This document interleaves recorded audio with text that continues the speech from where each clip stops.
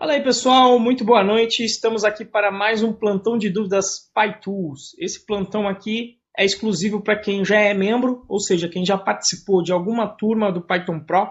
Fica o spoiler aí que vamos abrir a turma aí em novembro.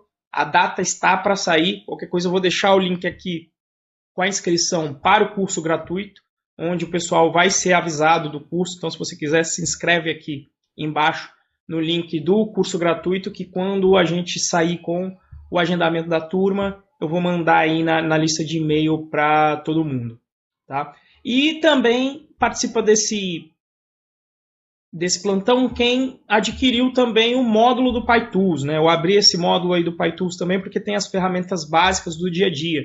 Então, o mote desse módulo é para quem vê o conteúdo do PyTools, que gira em torno das ferramentas fundamentais do dia a dia de um desenvolvedor. São elas Git, e inclusive as operações no GitHub em si, servidor de integração contínua, no caso a gente utiliza o Travis lá no curso, pip para instalação de bibliotecas no Python, VirtualEnv para fazer a gestão correta de diferentes versões de Python e de bibliotecas dentro do teu sistema, testes com o framework mais popular do Python atualmente, que é o PyTest, Mock, que é uma técnica e tem uma biblioteca que permite a você fazer com que o seu código fique testável, e a última adição foi o pipenv, que vem trazer algumas melhorias na gestão dos projetos. Em vez de utilizar só o pip virtualenv, utilizar o pipenv, que é a ferramenta feita aí pelo criador do Requests. Tá? Para a aula de hoje, teve uma pergunta bem interessante do Rafinha, né? O Rafael, que mandou uma pergunta. Eu perguntei hoje lá, falei, olha, hoje tem plantão, mandem aí já algumas perguntas. Na verdade tem duas aqui. Uma do Fernando, que inclusive ele fez aqui agora, está aqui online, fez sobre refatoração. E também essa pergunta do Rafinha, que foi bem interessante, que ele perguntou, Renzo, eu não entendo direito qual que é aí a diferença e as vantagens de um teste unitário para um teste de integração. Então essa foi a pergunta do Rafael.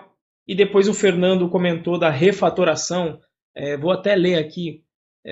Refatorar relaciona-se com legibilidade, excluir repetições e tornar o código mais leve, correto? A pergunta seria, quais as métricas, isto é, quando eu vou saber que devo refatorar o código? Essa é uma pergunta excelente aí. Existem algumas métricas de qualidade de código que de repente a gente pode comentar aqui, apesar de não fazer, digamos aí, parte do mote do curso, mas às vezes é interessante de saber algumas métricas de qualidade ou heurísticas, que às vezes até eu mesmo uso, e às vezes você precisa até ter uma certa disciplina para seguir corretamente aqui esse tipo de coisa. Eu vou tentar mostrar aqui um pouco de arquiteturas dentro do próprio repositório, do próprio site do Python Pro.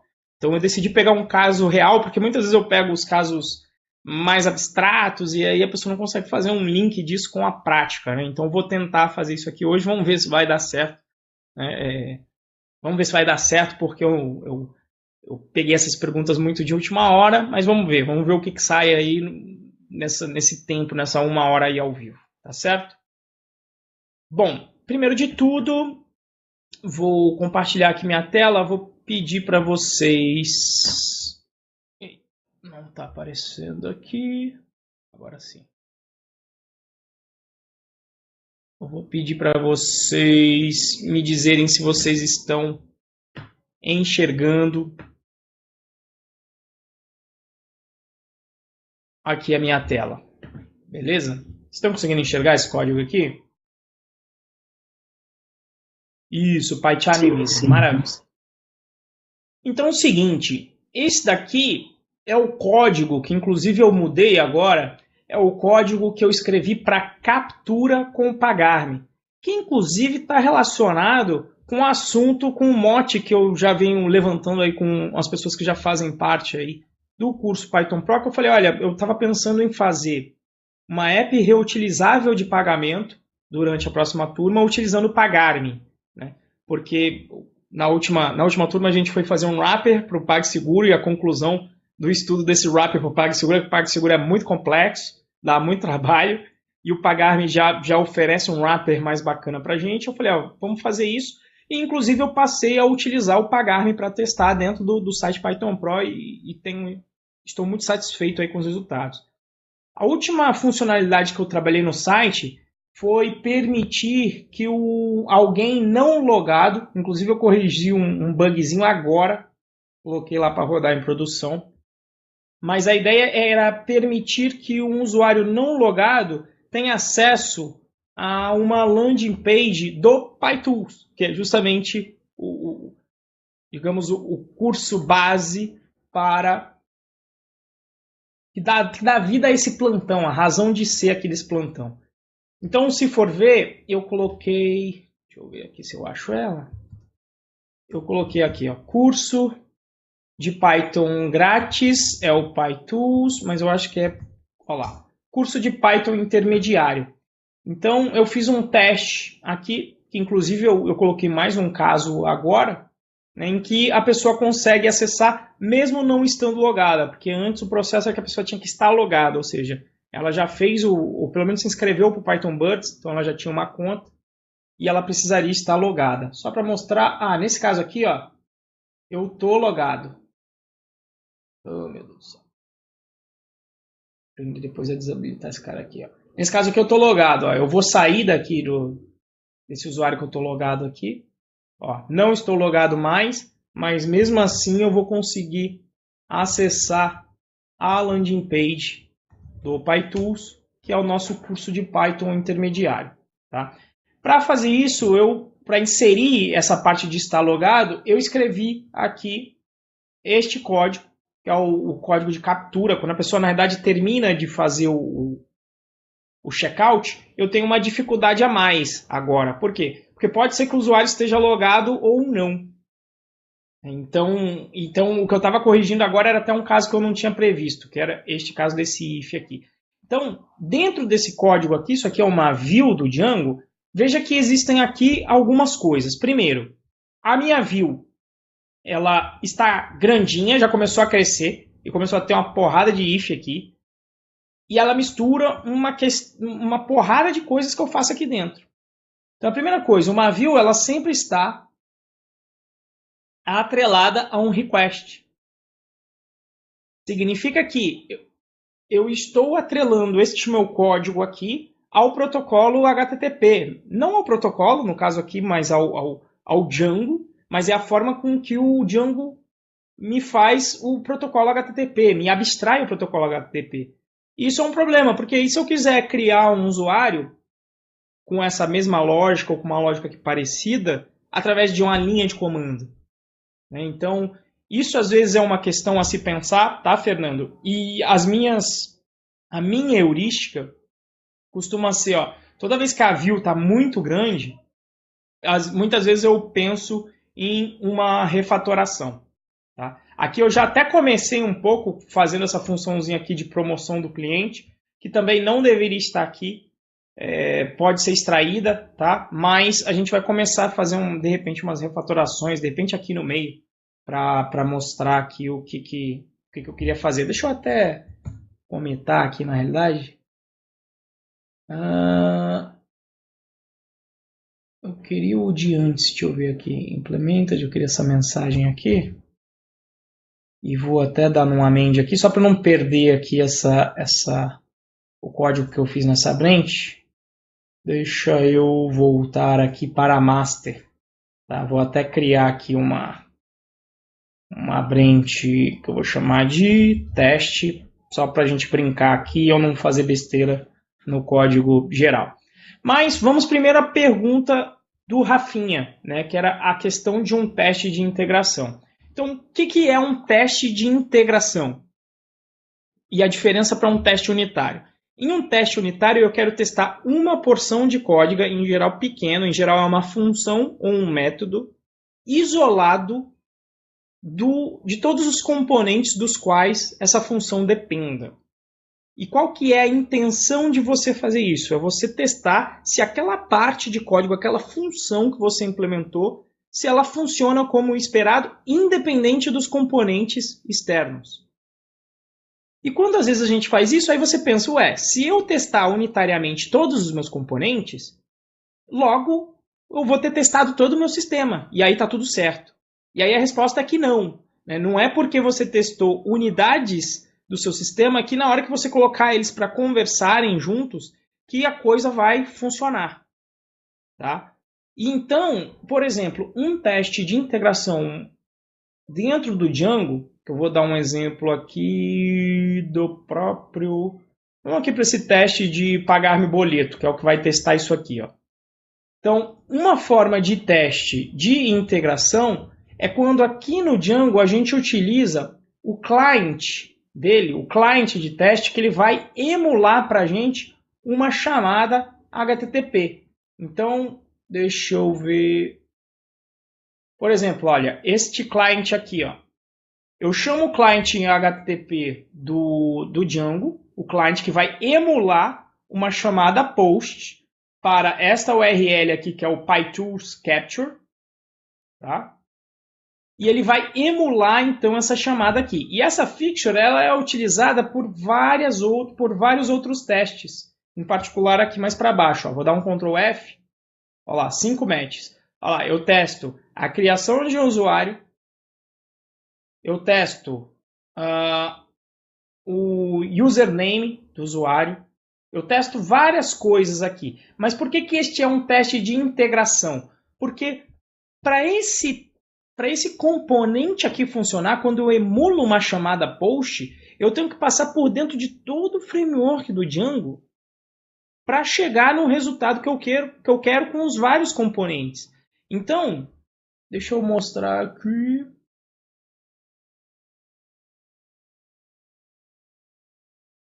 Aqui, ó. Então, para eu conseguir chegar nesse PyTools Capture, eu sei que eu vou ter que ler uma porrada de camada aí do Django. Então, por exemplo, o Django vai ter que fingir que starta. Aquele client, ele finge, ele faz o que um servidor faz. Então, ele tem que, primeiro, carregar aqui os meus settings, por exemplo, carregar as minhas configurações. Inclusive, falando aí do João que fez a pergunta, uma coisa que o meu framework de teste do Django faz é justamente pegar o meu banco de dados e criar um banco de dados de teste. Separado do banco de dados que está configurado aqui, ele cria, com base nas minhas credenciais, um banco de dados de teste, só para isso, na hora que ele vai começar a rodar os testes. E antes de rodar cada teste, ele inicializa uma transação no banco de dados para rodar meu teste, para no final de cada teste desfazer essa transação. Para quê? Para que eu possa contar sempre que em todo teste meu eu estou com um banco de dados limpinho, sem nada salvo nele, sempre. Isso facilita a hora de escrever os testes. Mas, de toda forma, como é uma aplicação que inclusive depende de banco e etc., veja que ele vai ter que rodar os settings. Quando eu fizer aquela chamada lá, eu emulo aquela minha chamada aqui do post, ele vai ter que calcular quem é a URL reversa dessa view nomeada aqui, que é o Payments PyTools Capture. Tá? Então ele vai ter que rever isso aqui, ou seja, significa que ele vai ter que procurar no URLs, tem aqui alguma view com esse nome? Então ele vai ter que procurar aqui em todo esse conjunto de views, em particular, isso vai estar, aquela URL específica vai estar dentro das URLs da app de pagamentos, ou seja, ele vai encontrar qualquer, olha lá, PyTools Capture, que está aqui. Ó. Então ele vai ter que fazer todo esse cálculo de path para conseguir encontrar a view, para finalmente criar um request e aí executar esse meu código da view passando esse request para começar a testar o meu código. Tá? Então, o que acontece aqui? Esse é, então, um teste de integração porque eu estou utilizando toda essa camada do Django. E qual que é a parte ruim de você ter os testes de integração? Significa que, como esta view está sendo utilizada por vários componentes, incluindo o seu path, se por acaso eu tiver um erro aqui dentro, vai me pipocar erro nos meus testes de integração em um monte deles. E aí, em princípio, você fica com dois. Putz, mexi em um lugar, quebrou 80 testes. Quer dizer, um lugarzinho quebrou em 80. Então, por quê? Porque você está fazendo um teste de integração. Logo, se um componente qualquer desse conjunto de componentes utilizados deixar de funcionar, todos os testes de integração que tenham esse componente vão deixar de funcionar também. Então essa é uma parte ruim, porque você fica com a dúvida de onde quebrou, tá? A minha aplicação. Então, vamos aqui emular algum problema qualquer. Então, por exemplo, ó, eu vou rodar os testes aqui, vou rodar só os do boleto aqui no caso. Ó. A gente vai ver quantos testes tem, o que eles rodaram, o que eles fizeram. Ó, existem 11 testes aqui que estão rodando, ele está emulando e nesse momento estão passando. Ou, quer dizer, agora sim, terminou de rodar, passaram. Então, se eu for aqui, por exemplo, no próprio URLs do Payments, vamos dizer que eu esqueci de colocar aqui as URLs. Eu fiz o meu teste unitário antes e eu esqueci de colocar o path. Quando eu isolo esse cara, na verdade, como eu coloquei numa fixture, ele nem vai carregar, nem o PyTest vai carregar nesse caso. Ele vai falar, ó, eu tentei achar aqui uma URL. Ah, até que deu, olha lá. Olha lá, tá vendo? Eu mexi em um lugar, eu tirei um path, foi uma porrada, uma cacetada aqui de teste que deu errado. Por quê? Porque são testes de integração. Se deixar de funcionar um elemento, ele começa a dar pau e aí ele está falando aqui qual que é o problema. Né? Olha lá. Esse daqui fica muito simples de resolver. Né? Mas para mostrar que num teste de integração vai falhar em muitos lugares, você vai falar, putz, mas o que está acontecendo? Né? Eu vou ter que pesquisar então, vou ter que debugar meu código, encontrar quem é o componente que está dando errado para fazer isso aqui acontecer. Tá? Mas os testes de integração são importantes. Como eu falei, às vezes dois componentes unitariamente eles funcionam.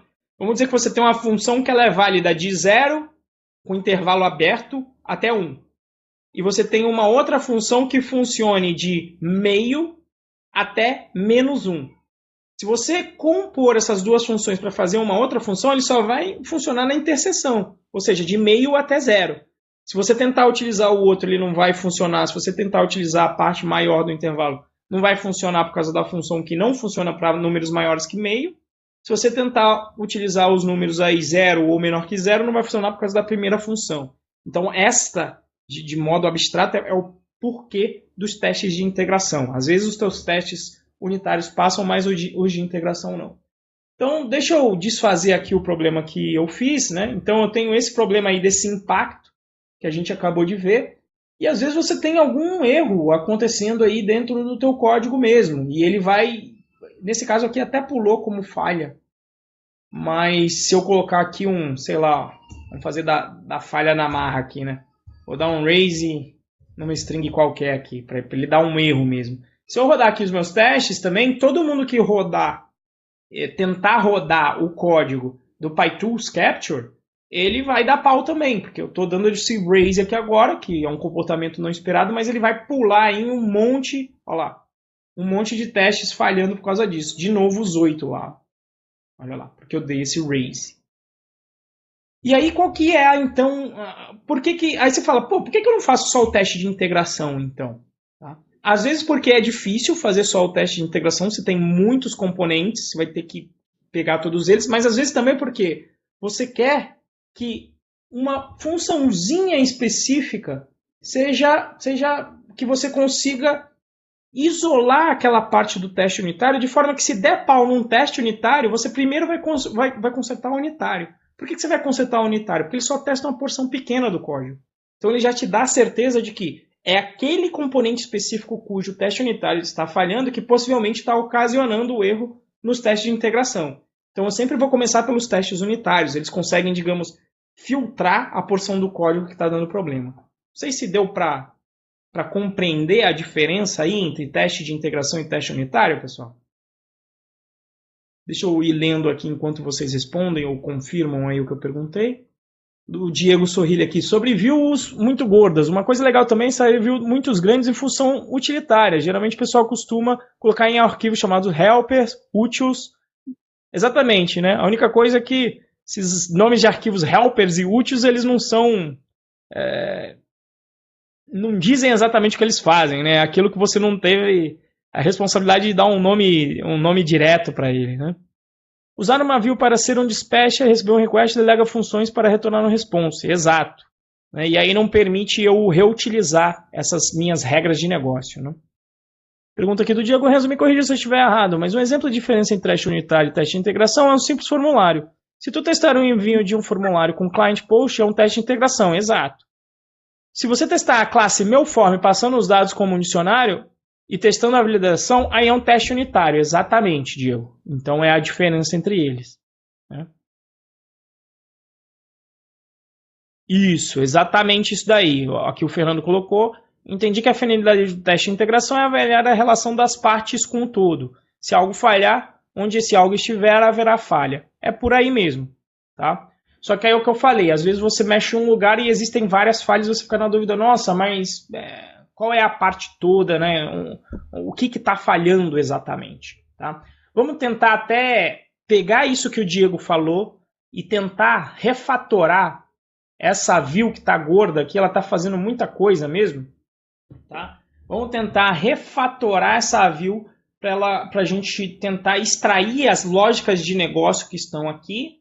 Então a gente brinca de refatoração. E aí a gente fala um pouco de refatoração que era conectado com a pergunta inicial do Fernando. Né? Então, para mim, uma métrica é a seguinte. Sempre que eu pego uma função que ela começa a ter assim, mais de 10 linhas, e principalmente quando ela tem essa que a gente chama de complexidade ciclomática, ela começa a ficar muito aninhada, ó, tem um if aqui, outro aqui, com um try aqui, começa a ficar complicado de ler. Dar manutenção nesse código começa a ficar custoso. Então, às vezes, a gente tem que começar, como o Diego falou, começar a extrair as regras de negócio que aqui se encontram. Tá? Então, vamos fazer o seguinte. Ó. O que eu quero extrair daqui é o seguinte. A lógica do que isso aqui está fazendo é a seguinte. Tirando essa parte aqui do MailChimp, que a gente pode resolver depois, ou até extrair também ainda para uma fachada ainda... Eu estava querendo até testar aqui uma arquitetura de fachada mais alto nível, inclusive. Tá, vamos pegar aos pouquinhos, vamos fazer aos pouquinhos mesmo. Isso aqui, com certeza, na hora que eu refatorar, vai dar ruim.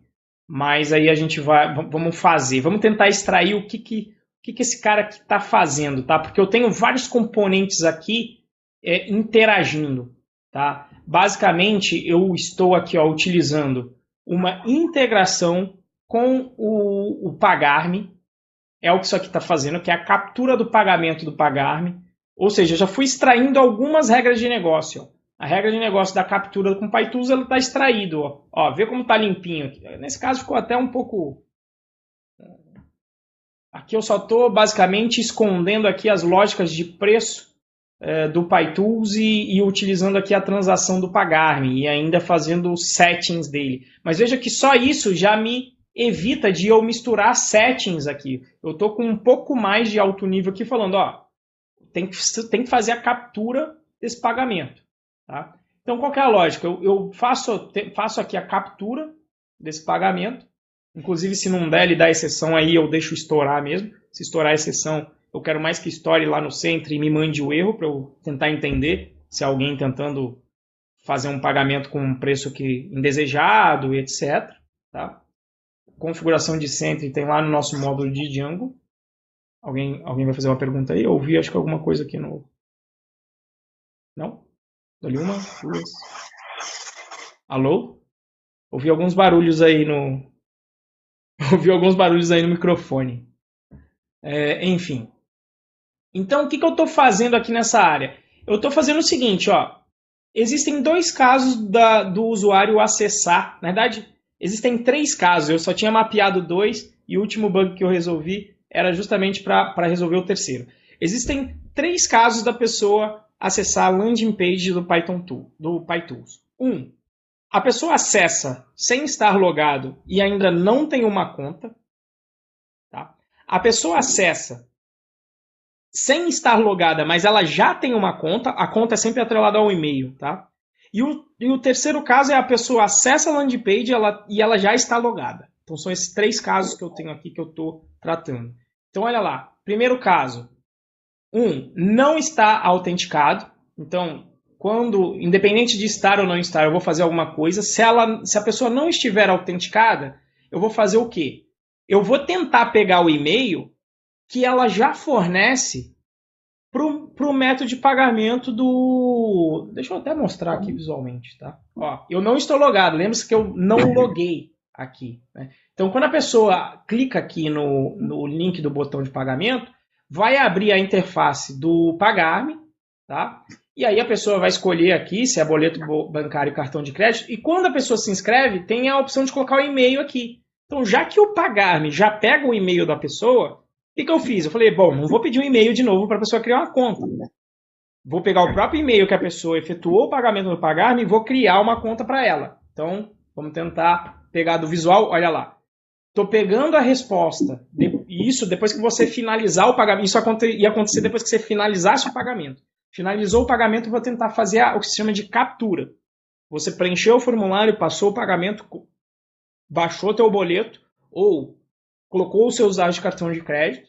Quando você fizer isso, a gente vai fazer o que se chama de captura. Ou seja, eu vou me comunicar com o site do Pagar.me para validar se aquela compra que você fez é uma compra válida. Em particular, tenho que validar o preço, né? Porque senão a pessoa pode ir lá no JavaScript alterar o preço do curso. Ah, tá 99, mas vou botar R$ 1 aqui e vamos ver o que acontece. Se colar, colou.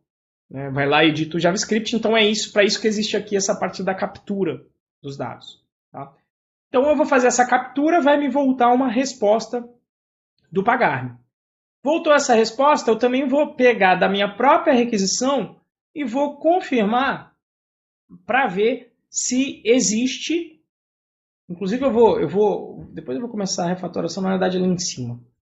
Se o usuário, então, não está autenticado, o que eu vou fazer? Vou pegar o customer da minha resposta, isso é um JSON, tá? Por isso que está assim, vai ser um dicionário, na realidade.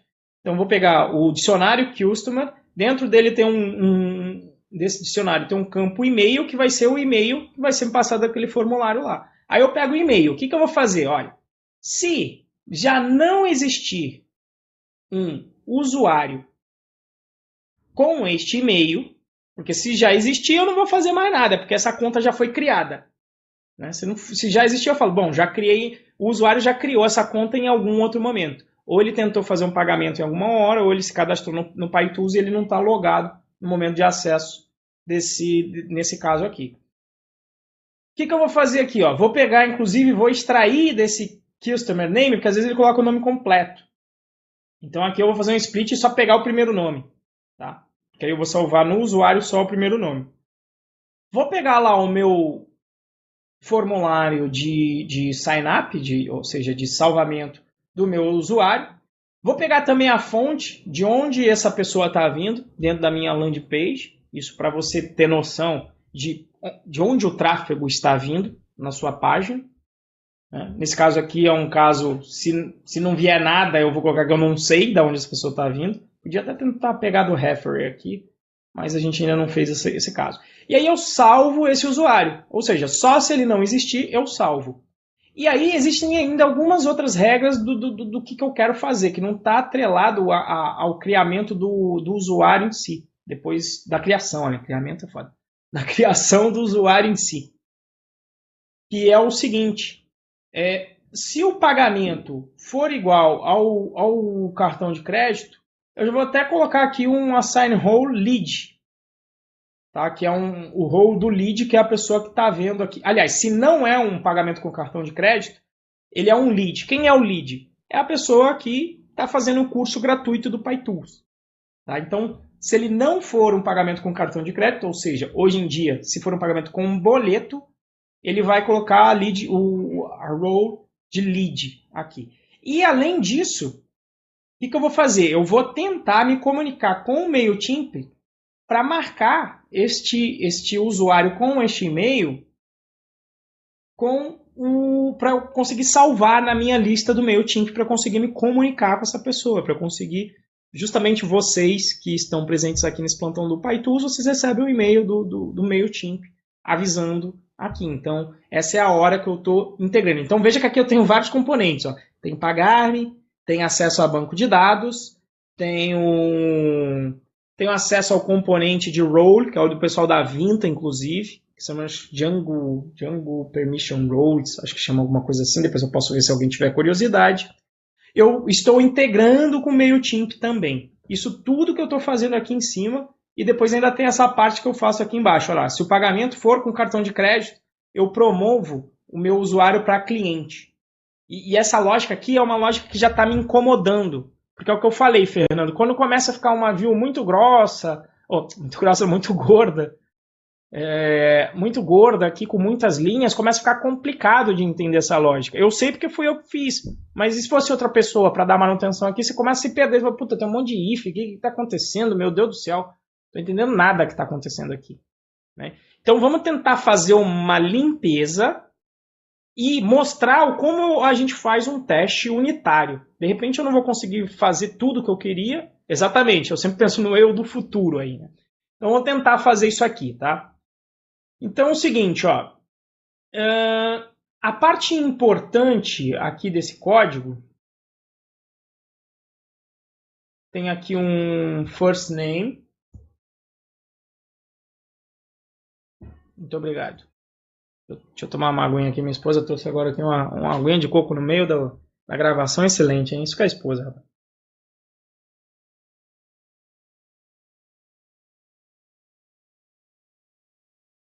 Vamos lá. Então, aqui, ó, eu vou extrair então essa parte do first name aqui para fora. Eu estou agora tentando isolar a parte em que eu obtenho dados para a parte do salvamento do usuário. Estou tentando isolar essa parte aqui agora. Tá? E vamos ver aqui como é que vamos fazer isso. Isso aqui para baixo depende de usuário? Não. Aqui só depende da parte do pagamento. Então, ó, daqui para baixo não tem nada a ver com... eu só tenho que informar se o usuário já existia ou não. Né? E aí a gente vai ter que decidir como refatorar esse código aqui ali mais para frente. Mas vamos começar simples. Né? A parte aqui, ó, essa parte importante aqui é a parte da criação do usuário. Então são esses os componentes que eu uso, que eu já poderia isolar. Ó, esta parte aqui. Tá? De ter uma criação de usuário. Inclusive está bem atrelado com essa parte aqui do MailChimp. Sempre é importante na hora que ele criar esse usuário, de ele também... Inclusive será que eu não tinha aqui mesmo quando ele... Não, que aí eu só vou... Se eu já passei por aqui, ele já existe, só vai passar uma vez. E eu tenho acho que uma parte do MailChimp lá embaixo também. Mas dá de repente para extrair esses códigos daqui. Vamos fazer só a parte do usuário mesmo primeiro. Ó, isso aqui está vindo aqui de cima, first name, customer email está vindo daqui de cima. Essa parte aqui, ó, do source, eu vou jogar lá para cima também, ó, que não tem nada a ver com a criação do usuário. Essa parte aqui de baixo, sim, ó, tá? Essa parte aqui já tem a ver com o meu usuário aí, tá? E inclusive esse assign role, na realidade, toda vez que eu criasse um usuário, não teria problema de eu fazer um assign role para ele. Eu só não quis ser redundante aqui nesse momento, porque o promote client, ele olha, já remove um role que porventura existe, que é o lead, e coloca o client. Então, não teria problema também na hora que eu crio um usuário, eu poderia fazer ele sempre já receber ali um assign role da vida, caso ele seja criado. Tá? E eu poderia ainda mandar para o MailChimp, eu não sei por que eu não fiz esse caso, acho que é porque eu só mando ele direto para... Vou decidir isso aqui depois. Vamos fazer só essa parte aqui que é importante. Ó. É esta parte aqui que é a parte importante. Quando eu criar um usuário, vou até deixar o assign role aqui também dessa maneira. Quando eu criar um usuário, eu tenho que... Esse daqui seria um get or create, seria estilo isso, né? Cria ou faz um update para mim. Na verdade, cria se ele não existe, né? É isso que isso aqui está fazendo. Cria se ele não existe. Tá? E aí, deixa eu ver, ninguém mais dentro desse código aqui depende de user? Acho que não. Save, vou dar um plá, cadê? Não tenho nenhum outro user aqui para baixo, né? Tem um user aqui.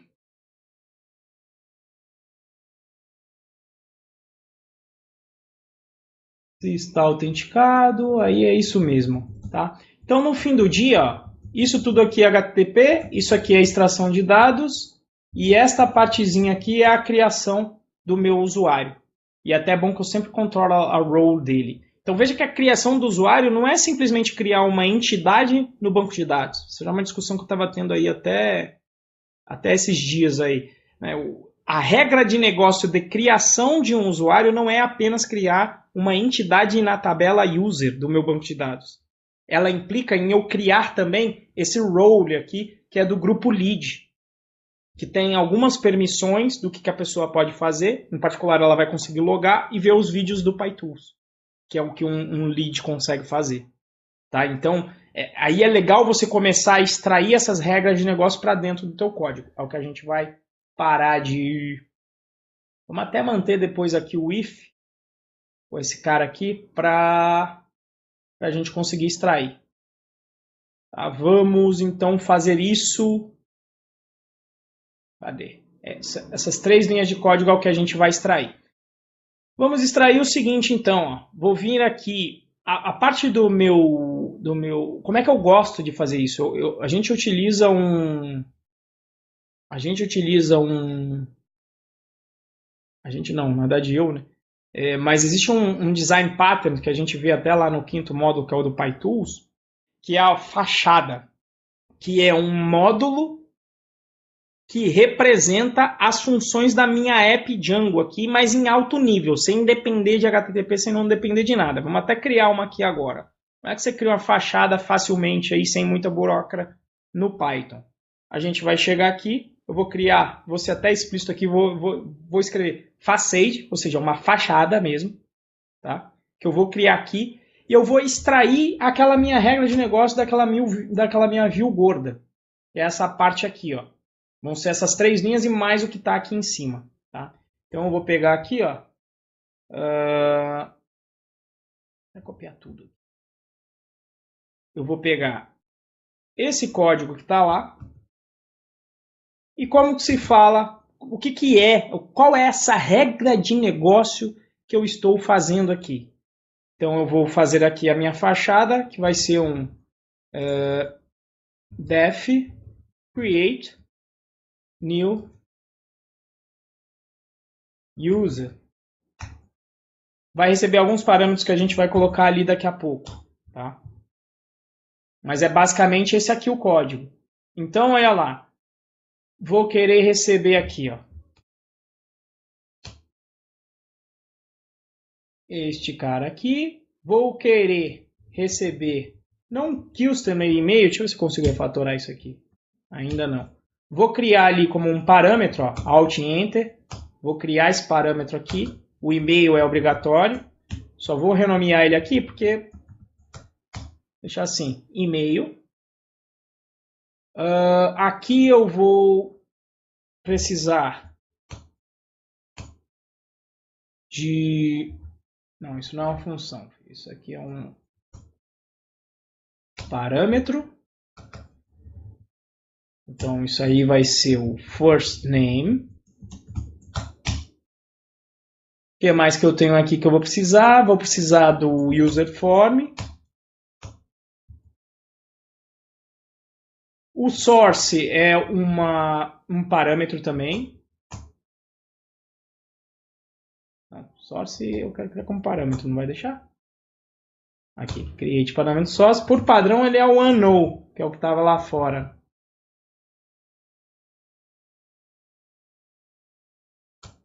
Unknown.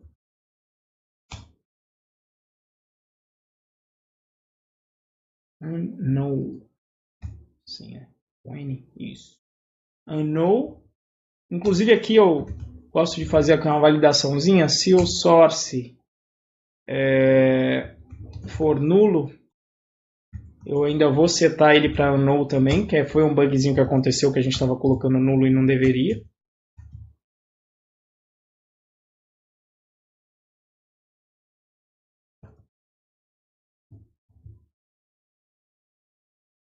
No.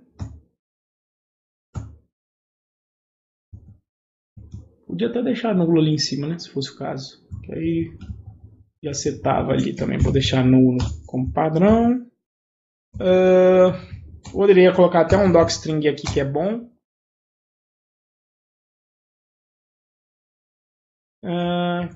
Create a new user.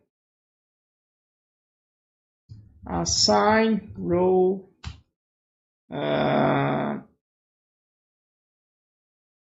Assigning row lead to her. Então, e-mail, source, nem preciso falar, e aí eu vou falar aqui que retorna um usuário. Então, por exemplo, a primeira coisa que eu vou testar aqui é se o usuário existe. Se ele existisse, eu podia já até retornar ele, se for o caso, né? Aí eu nem usaria o exists aqui. Usaria outra coisa. Só um parênteses, né? Ó, eu vou usar este cara aqui. Antes de começar a brincadeira toda, vamos mostrar lá como é que vai ficar a view um pouco mais limpa. Tá? Então ele tem aqui apesar que era no exists aqui. Retorna o usuário, porque uma hora pode ser que eu precise usar desse usuário ou não. Não sei se eu decido isso agora.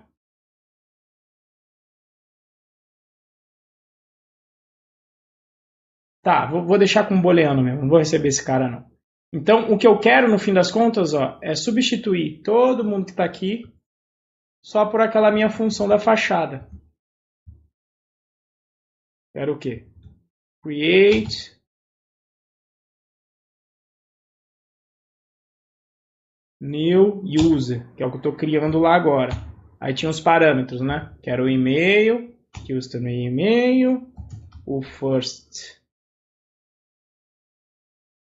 customer first name aqui fora, o nome desse parâmetro, e vou passar aqui também o meu source para cá. Inclusive, nesse caso aqui, eu posso fazer com get, como eu estou tratando o nulo aqui dentro, eu poderia até não precisar explicitar ali o unknown. Tá? Mas eu vou deixar aqui explícito mesmo. Então veja, ó, já deu uma limpadinha. Não sei se ficou um pouco mais claro o que esse código aqui está fazendo. Aí, sumiu o meu... Voltou. Tá? Então, essa é a ideia. Vamos rodar aqui o teste para ver se o teste pagar-me boleto está passando. Então, característica de uma refatoração. O que é uma refatoração? O código tem que continuar fazendo o que ele estava fazendo. Essa é a definição de refatoração. Tem gente que chama de refatoração acrescentar coisa no código, mas aí não é refatoração, você está adicionando uma coisa nova. Por que você faz uma refatoração? Em geral, porque você vai fazer alguma mudança no seu código e aí você quer deixar o seu código mais fácil para essa nova mudança que vai vir. É para isso que serve uma refatoração. Tá? Mas veja que agora a gente extraiu a regra de negócio para uma simples função. Isso aqui daria para reutilizar na linha de comando, numa API, daria para utilizar em qualquer lugar. Isso aqui. Tá?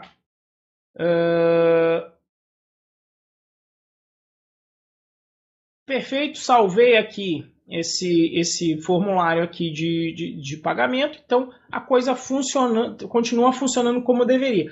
Na realidade, o único problema aqui passou tudo, porque eu não dei o return no fim do dia. Nem tem um teste aqui, ó. Tá até falhando, bom saber. Agora que eu extraí isso aqui, ó, eu nem estou fazendo o teste de quando o usuário efetivamente existe. Porque aqui, como eu não estou retornando nada, ele está retornando known. Como ele está retornando known e está sendo utilizado nesse if, ele vai executar isso aqui sempre. E eu não gostaria que isso aqui fosse executado. Tem um caso específico para isso aqui não ser executado. Eu tenho que isso aqui tem que ser verdadeiro. Eu tenho que ter criado um usuário novo. O pagamento tem que ser no boleto. E aí ele vai entrar aqui nesse código. Eu esperava ver um erro aqui, porque que ele continua funcionando se eu sempre estou no... Agora eu estou bolado aqui, ó, no meio da view deu uma merda aqui que eu não esperava. Deixa eu ver aqui, eu estou testando certo? Cadê? O teste boleto. É o teste captura.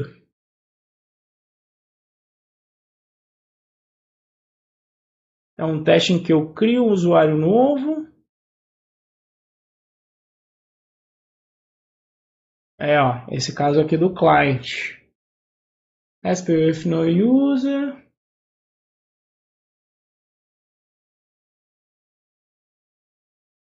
Essa aqui é a transação com cartão de crédito. Cadê as transações com boleto? SP show boleto, teste redirect. SP token with no user. Esse daqui talvez. Reverse by tools, transaction data. Esse transaction data é o que tem o pagamento do boleto.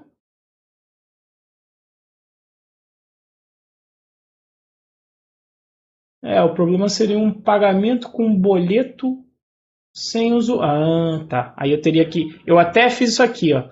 Teste existing user not created. Foi um teste que eu vi para ver que o usuário não ia ser criado novamente. Vamos até incluir aqui esse teste que é o que eu quero pegar aqui, que é o problema, né? É o problema quando? Quando eu testo aqui o usuário, eu não quero que ele vá chamar aqui o MailChimp. Deixa eu ver lá a integração.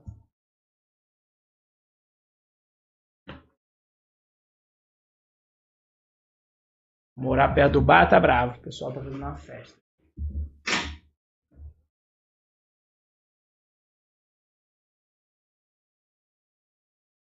Eu coloquei o not create. If create. Poderia ser aqui, né? Nesse caso aqui ia dar ruim se eu colocasse se foi criado. Aliás, se foi criado, ele tem que dar ruim. Isso aqui já daria erro.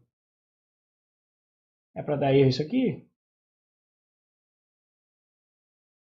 Se eu criei um usuário, eu vou querer me comunicar com o MailChimp. Se foi uma coisa de boleto, porque eu vou querer criar um lead. É isso mesmo. Tá? Então, se eu criei um usuário e o pagamento for de boleto, eu vou querer me comunicar com o MailChimp. Vamos ver se isso aqui vai dar ruim agora. Vai falar que o MailChimp não foi chamado. É isso que eu esperava se os testes estiverem ok. Se não der pau, é porque eu não testei. Agora deu um ruim aí em um. Olha lá. Vamos aqui, o teste. Esse cara aqui, olha lá. Eu estou me certificando que o usuário foi criado no MailChimp. Né? Inclusive aqui, nesse caso, então, era para ele não criar. Aí agora o meu teste pegou aqui um caso, eu ainda teria que até testar o outro aqui. Que é o caso em que eu gostaria que... Teste client update, teste client not created. Depois eu até vejo, vou deixar para criar isso aqui depois. Deixa eu corrigir esse aí que não está pegando. Vamos corrigir, cadê a fachada? Então,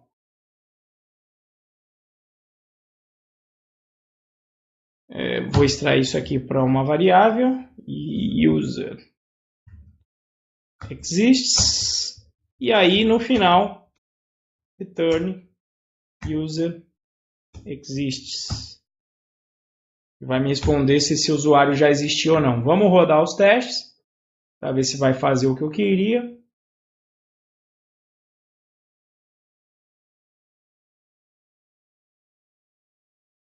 Opa! Lead not created. Era para ser chamado uma vez e não foi.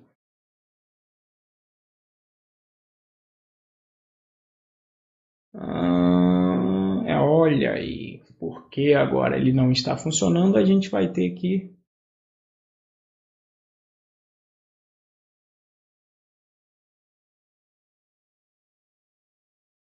Vou ver ali, user exists, se ele existe... não, então aqui que tem que ser a negação, né? Se ele não existe, significa que eu passei por aqui, então tem que ser negado aqui esse meu retorno. Vamos rodar de novo. Se ele não existe, eu quero mandar ele lá para o MailChimp. Olha lá, funcionou. E aí eu tenho então esse código da minha fachada. Se eu quisesse testar unitariamente o código da minha fachada, eu testaria. Eu poderia até fazer os testes mais. Quero testar que o usuário foi criado. Quero testar o que acontece quando eu coloco um e-mail errado.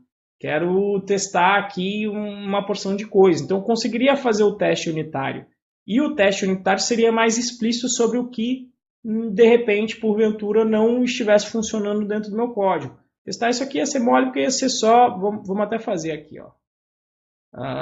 Vou fazer um teste de fachada.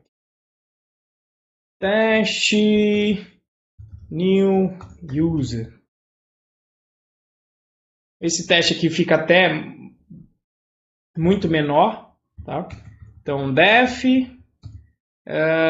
teste user creation. E ali eu poderia colocar uns casos inválidos, né? Então eu tenho que passar dados inválidos aqui para esse cara, os casos infelizes. O unitest às vezes costuma explodir todas as opções possíveis do que eu posso fazer com aquela função, né? Então eu vou usar lá o create new user. Vou testar. Aqui eu tenho eu usei aqui esse cara aqui que é um fake. Esse faker aqui ele me dá uns nomes. Toda vez que eu executo ele vai me dar umas funções para eu pegar os nomes. Eu só não lembro como é que eu uso direito. Era first name? Agora eu mesmo não estou lembrando. Vou ver se tem um find users aqui. Talvez eu ache aqui.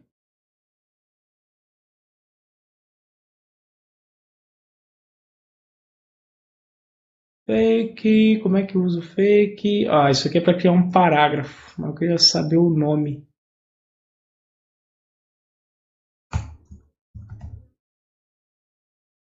Logged user, eu acho que eu criei um cara desse.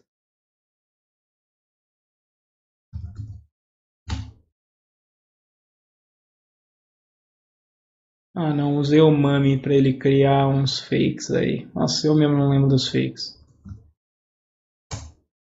Bom, vamos colocar um e-mail na marra aqui, sem usar o fake. Apesar que eu criei, deixa aí, ele vai dar pau no teste, se for o caso. Ele deve ter aqui alguma coisa como, sei lá, name P. Aqui nem o name deve estar para trás aqui.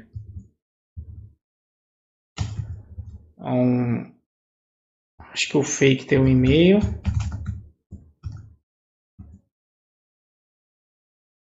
Vou deixar aqui esses caras separados para a gente ver se der falha, a gente já vai ver logo. Name. E aí, sei lá, eu vou testar que quando eu não passo nada, esse usuário vai vir com source unknown. Tá? Então, por exemplo, o assert true aqui ia ser bobinho. Assert user creation. Sim, assert user creation, só isso aqui. Eu poderia também, o que mais? Criar um aqui para saber que na hora que eu tento criar um usuário, existing user creation, o que eu vou fazer aqui? Eu vou, antes de usar aqui o create, eu vou pegar lá a minha classe user. Tem aqui um Django User Model.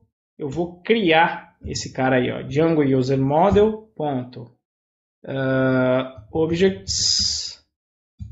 Create com first name igual a name e o e-mail igual a e-mail. Então eu vou salvar já aqui esse cara e isso aqui tem que retornar o quê? Não, not created. Tá? Essa palestra do amigo Emil é bem legal sobre refatoração. Ah, tá, o pessoal só tá colocando aqui. Você colocou Not Create? Não, pessoal, acho que tá tudo certo aqui. Vamos ver, vamos rodar os testes aqui. Pode ser que dê ruim ali no fake. Eu não lembro exatamente se tinha o método name. Database not allowed. Tá. E aí ele fala como mexer. Aqui, como eu estou mexendo com banco de dados, eu tenho que utilizar, inclusive aí, João, fica a pista. Como eu estou mexendo com banco de dados, eu vou marcar que esses testes utilizam o database. No PyTest Django a gente faz isso com essa fixture aqui, db, de database. Ó, acertei? Tá? Então, olha, aqui eu estou testando os dois casos aí de utilizar aí a refatoração. Testei o que acontece aqui com o user creation ou não. Poderia colocar aqui mais um teste.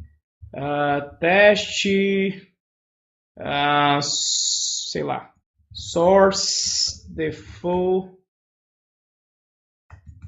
unknown.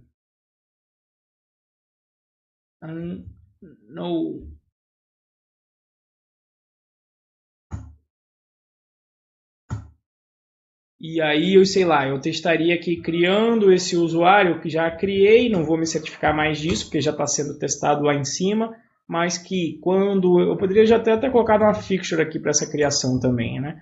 Mas eu vou testar que quando eu pego aquele usuário que foi criado, então Django.objects. Na verdade, get já deve funcionar aqui. Aí eu vou pegar o source dele e vou conferir que esse source tem que ser igual ao unknown. Vamos rodar os testes.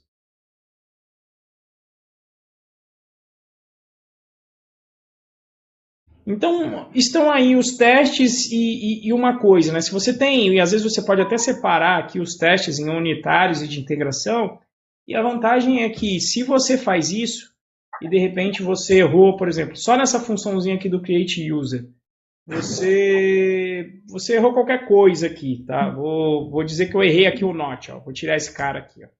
Quando eu faço isso e rodo todos os meus testes, os unitários já vão ser mais específicos de onde o erro está, né? Vamos ver se ele vai dar ruim. Eu acho que ele vai dar ruim lá nos testes de integração. E eu espero que ele dê ruim também nesses testes new user aqui que eu acabei de criar.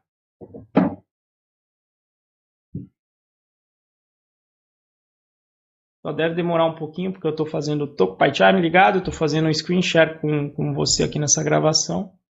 Essa fixture.db fica no conftest. Na verdade, nem no conftest ele fica, porque ele já é fornecido. Por isso que eu te falei que sempre tem alguma biblioteca. Por isso que eu te perguntei qual que era o projeto, João, se você estava mexendo com algum framework. Porque nesse caso, essa fixture é fornecida pelo PyTest Django já, que é um frameworkzinho, um pluginzinho do PyTest para você poder trabalhar com o PyTest com o Django. Sorry, just quickly. Como?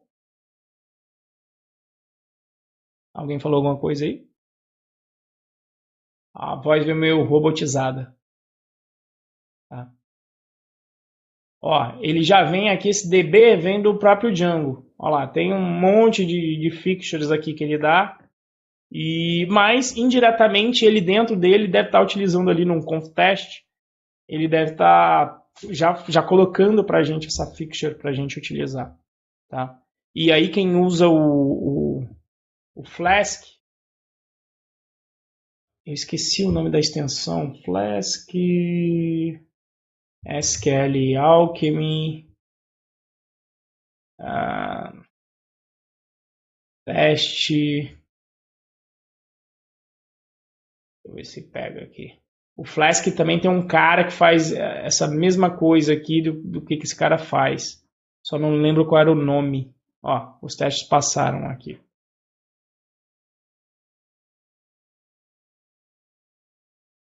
eu ver se alguém aponta aí a biblioteca. Se o River lembrar aí de qual era o framework. Aqui a galera dando o bizu de como você fazer na unha, na munheca, mas tem uma app do Flask que faz isso.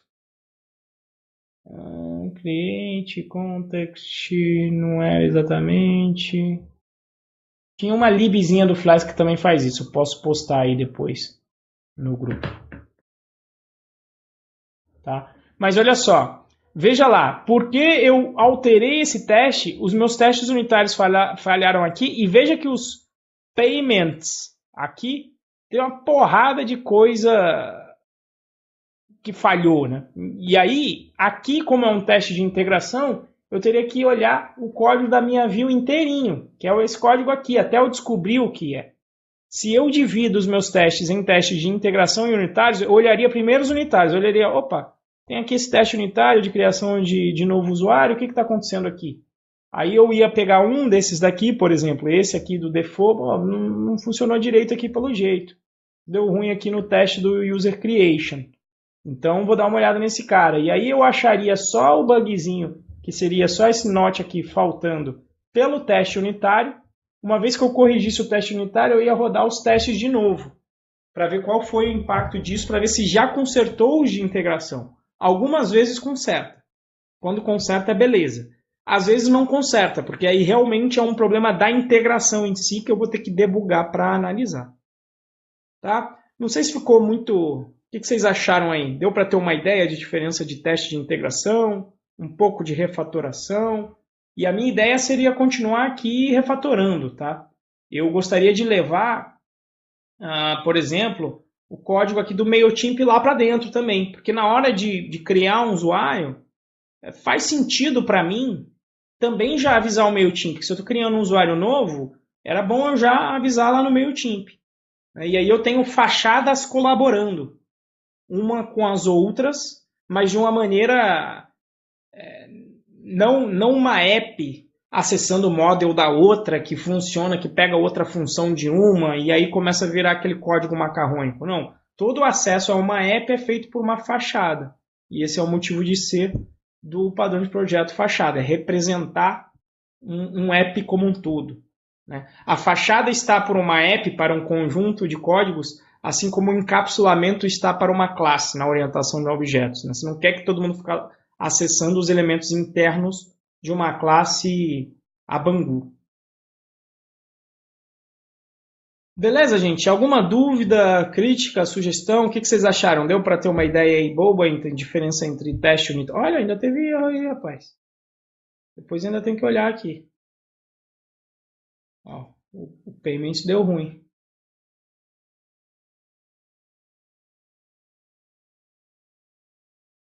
Depois teria que dar uma olhada. Parece que deu ruim. Na hora que eu levei o roll junto, ó, aqui é a hora que a integração falhou. E eu nem tinha testado também a criação do roll lá na fachada.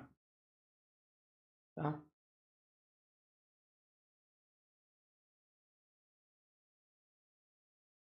Fernando, a refatoração, normalmente...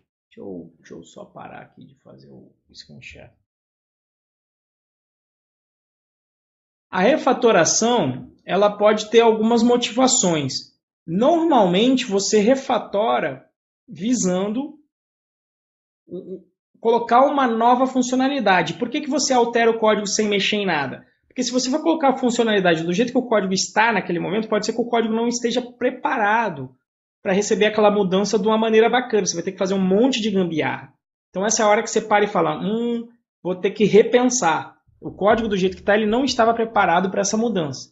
Então, antes de fazer a mudança em si, eu vou preparar o código, que é o quê? Refatorar, para alterar de forma que ele continue fazendo o que ele estava fazendo, mas depois dessa alteração, vai ser mais fácil eu colocar uma funcionalidade nova. E às vezes é simplesmente também manutenção do código. Eu olho uma view daquela gorda e eu falo, putz, eu vou querer que a minha view não fique tão gorda. Né? Então eu vou refatorar para o que a gente chama, né? Cada vez que você vai deixando, e por exemplo, aqui no site do Python Pro foi uma certa preguiça minha, porque eu comecei direitinho com as fachadas sendo bem explícito, mas aí chegou agora no finalzinho, eu falei, putz, tem que fazer isso aqui, de colocar essa landing page rodando, sem o usuário estar logado. Aí eu comecei a fazer tudo na view e aí é a hora que você começa a se perder. Você começa a criar o que a gente chama de débito técnico. O que é o débito técnico? Aquela sujeirinha que você vai deixando, você deixa ela ali, só que uma hora ela começa a acumular e ela vai te morder ali na frente. Então você tem que ir mantendo isso sob controle. Exatamente, o Diego.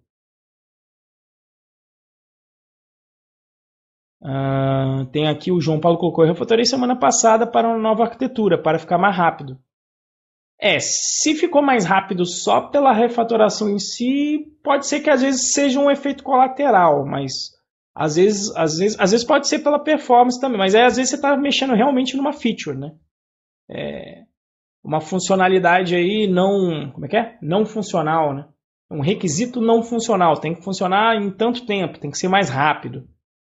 Às vezes você até mantém a arquitetura, mas você vai mexer em algum pedacinho que está lento ali da tua aplicação. Beleza? Bom, gente, completamos aqui a nossa 1 hora de plantão aí do PyTools. Então, se você quiser participar, o curso aí, quem quiser listar à venda, apenas R$ 99,99 hoje, pelo menos no momento dessa gravação. Né? Deixa eu gravar aqui.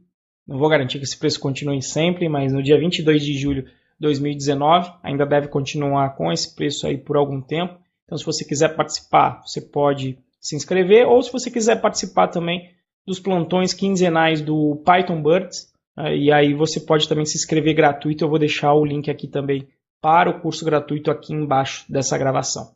Tá certo? Pessoal, muito boa noite, muito obrigado aí pela atenção, paciência de vocês, espero que vocês tenham curtido. Se vocês... Sim, já passou 1 hora, Wagner, o tempo passa rápido, já são 10h16. E então, se vocês curtiram também, quem aí está dentro, está recebendo os e-mails desse plantão aqui, mandem as suas dúvidas aí, relembrando dos assuntos, Git, pip, virtualenv, gestão de dependências, PyTest, mock, pipenv e PyEnv também. Os nomes são todos misturados, né? pipenv, PyEnv, virtualenv, uma maravilha, essa sopa de letrinha ainda parecida, né? O pessoal devia criar uns nomes mais diferentes para os conceitos não ficarem confusos. Tá certo? Então é isso. Muito obrigado pela sua atenção e paciência. Você que está aqui, o pessoal que está ao vivo, deixa eu falar também a galera que está aqui ao vivo. Deixa eu ver quem está aqui. Ó. O Ali, o Alisson, Anderson, Diego Sorrilli, Eduardo Brito, Eduardo Freitas, Fernando Couto, João Garcia, João Paulo, Mari Lívia, Tânio, Thiago Rubens, Vitor Kleber e Wagner Herculano. Então, obrigado, pessoal, pela participação de vocês e para você que viu essa gravação aqui também, muito obrigado aí pela audiência. Grande abraço.